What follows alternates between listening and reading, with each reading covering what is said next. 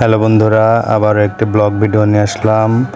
আপনারা জানেন আমি গতকাল থেকে একটু ঠান্ডা জ্বর লেগেছে, এই জন্যে আমি একটু ল্যাক্টো খিচুড়ি খাবো। তাই উমরের আম্মু প্রসেসিং করে আমাকে ল্যাক্টো খিচুড়ি রান্না করে দেবে।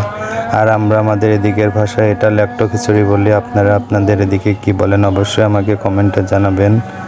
আর আজকে চুলায় রান্না করবে, এই জন্যে চুলার পরে সব হচ্ছে। আর এখানে হাঁড়িতে রান্না করছে, আর এর ভিতরে অনেকগুলো সবজি অ্যাড করা হয়েছে। আপনারা যেমন পারবেন সেভাবে রান্না করে খাবেন, অনেক মজা লাগবে। আর জ্বর অবস্থায় এগুলো খেলে অনেক ভালো লাগে। এখানে 3-4 রকম ডাউল দিয়েও রান্না করতে পারেন। আমাদের বাসায় ছিল না, তাই একরকম ডাউল দিয়ে রান্না করেছি।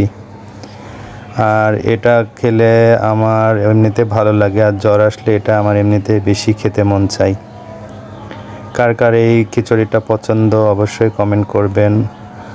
আর এই যে হয়ে গেছে রান্না, এটাই হচ্ছে ল্যাক্টো খিচুড়ি।